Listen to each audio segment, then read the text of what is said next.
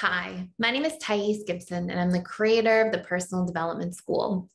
This is your daily breakthrough video. And if you want to make sure you never miss a daily breakthrough video, please subscribe to this channel. I put breakthrough videos out pretty much every day. And you can also hit the notification bell below.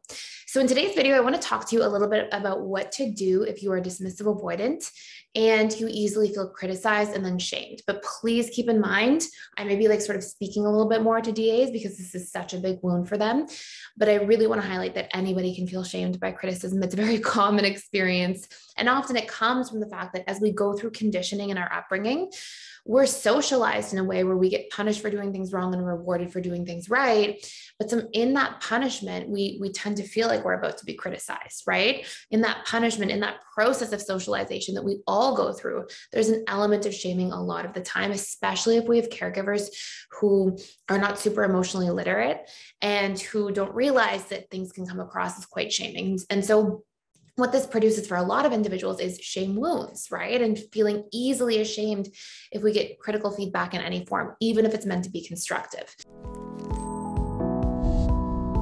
So I'm going to take you through 5 steps. And through these 5 steps, it's going to help you get off that train of feeling really ashamed, help you get back online in terms of your conscious mind's awareness, and allow you to step into a place where you feel like you can become more productive with how you respond to these sorts of events.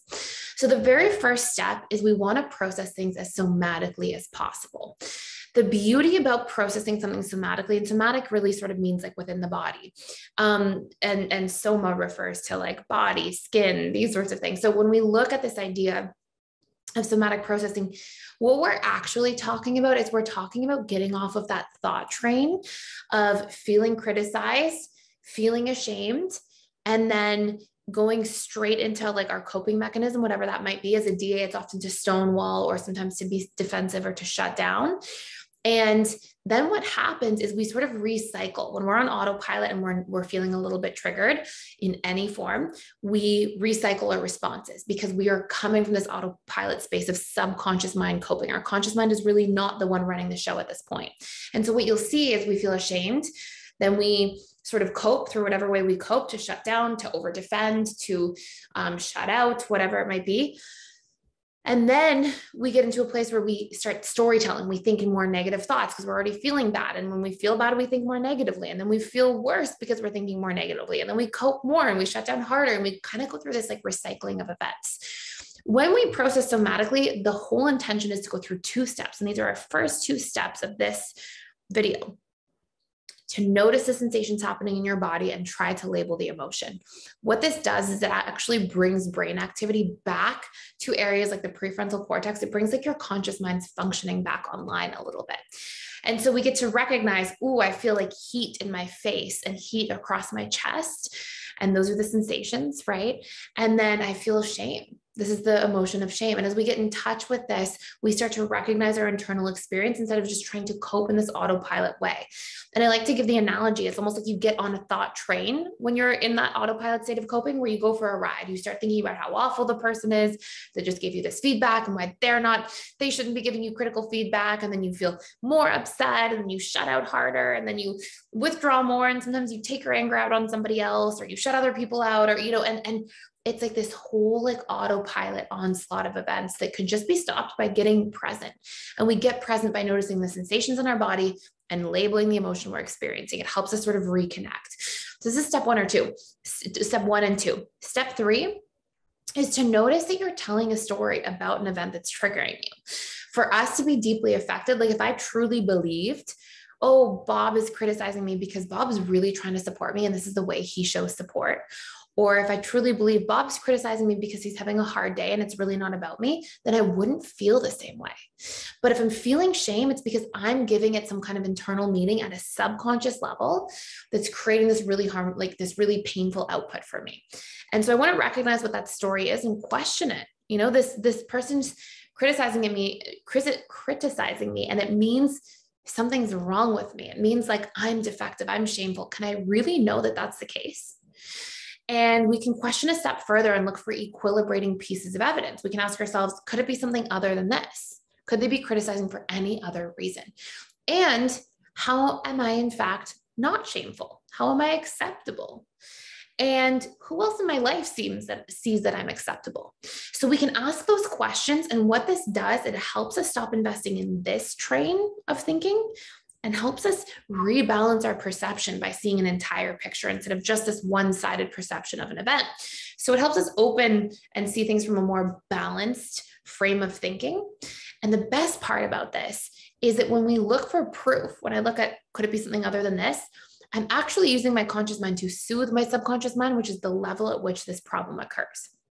What do I mean by that? Well, I mean that your conscious mind isn't trying to make you feel bad. Your conscious mind isn't going, Bob criticized me, so now I should tell myself that I'm shameful, and then I should try to make sure that I feel bad, and then I should shut down. That's happening subconsciously. That's not intentional. You didn't really get a conscious chance to have a say.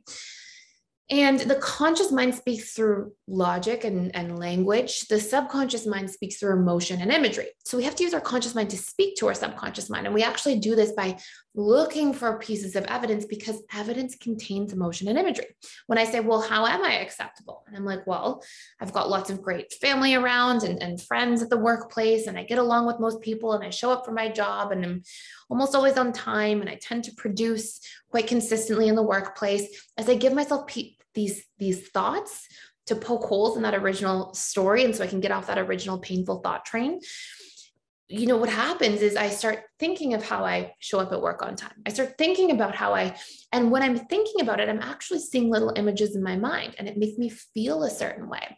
Every time you produce evidence, it's actually a container of emotion and imagery. If I say to you, tell me how you know that you're a good parent, you know, or if you don't have kids, tell me how you know you're a good future parent. You're going to say, well, because I do this, this, and this. And each time you give a piece of evidence, it's actually going to be a memory, which is like you felt something within that memory. You feel a certain way when you reflect on that memory. You see the images of you being a good parent. Maybe it's the image in your mind of you hugging your child. So what you're doing in this step, which is really valuable, is you're equilibrating this original, you're getting off that original thought train, you're stepping on a new one, and you're feeling something about it. So now you're speaking the language of your subconscious mind. Now I know, and we still have one more really important step at the end here. I know this can feel like a lot of information. I just want to let you know that I have a whole course about how to do this and how to reprogram these root cause core wounds so that they stop coming back once and for all. And it's called our Emotional Mastery and Belief Reprogramming course. It has worksheets for this. It has like it's a 3-hour course. It's got tons of explanations and so much detail, so you can really master this information. It's got hacks to remember it. And it goes really deep, and you can go through all of this for free for 14 days. For Mental Health Month, it's the only time, May right now, that we are doing a 14-day trial to all of PDS. You can access every single course. You can access the 4 live weekly webinars I do with all of our students that are an hour and a half, some up to 2 hours each. And then we have daily social events. We usually have 2 to 3 social events per day, study groups, all sorts of amazing things. And it's all free for 14 days, specifically for Mental Health Month, so that you can get a chance to really gain the tools you need. We've got courses on depression, anxiety, codependency, communication. We have 50 different courses. And then you have all those other events that are in there. So you can check it out all for 14 days for free. And if you're interested in this kind of stuff, like getting yourself out of feeling these core wounds coming online and really understanding conscious versus subconscious mind and how to reprogram, check out the Emotional Mastery and Belief Reprogramming course first. So with that being said, okay, I'm going to keep reflecting, then I'm going to give you step 5. So from the beginning, in review, step 1, notice the sensation. Step 2, label the emotion. Okay, so I'm noticing, I'm coming here, I'm getting off the train, I'm interrupting the pattern essentially. Then I'm recognizing the story I'm telling, and I'm questioning that story, step 3 and 4, and I'm trying to find ways in step 4 to poke holes in my story. Could it be something other than this? Could it be something other than Bob trying to criticize and shame me? Could it be something other than Bob thinking that I'm shameful? And trying to look for other pieces of evidence. How am I, in fact, acceptable instead of shameful? And what do I do that's acceptable? And who else in my life sees me as acceptable instead of shameful? And what do I know about myself that's acceptable? And so I get on a new train and I equilibrate. I balance out that original one-sided perception that was really hurtful to me, that I was hurting myself with accidentally. And then step 5, how can you treat yourself and your behavior like you are acceptable? Okay, because often what happens, unfortunately, is when we have these big wounds come up, we treat ourselves as if they're true. When we're emotionally believing something, we treat ourselves accordingly. So we may become self-sabotaging. We may procrastinate. We may avoid things. We may feel really bad about ourselves, and it really impacts our self-esteem. But by treating yourself as if this isn't true, and by thinking and feeling and using your conscious mind to let your subconscious mind know, look, this isn't true. We think differently, we feel differently, our actions will follow our thoughts and emotions.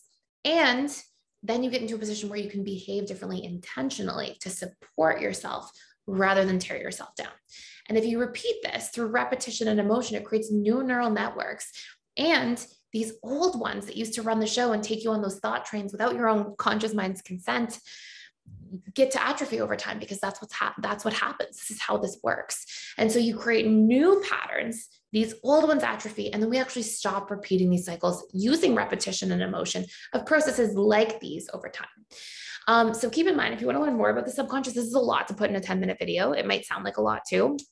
Hopefully it makes sense.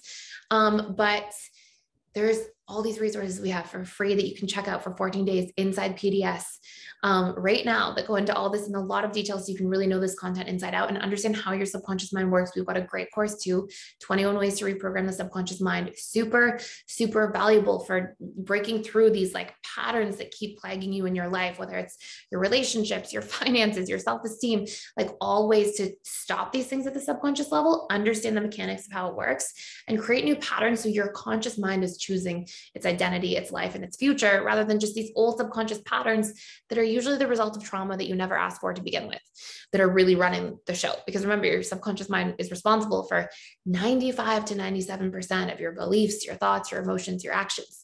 That can change when you have the tools to use your conscious mind to reprogram your own subconscious. So anyways, I hope this all makes sense. I know it's a lot of info, but thank you for being here and for watching. Please like, share, and subscribe if you haven't already. And I will see you in the next video.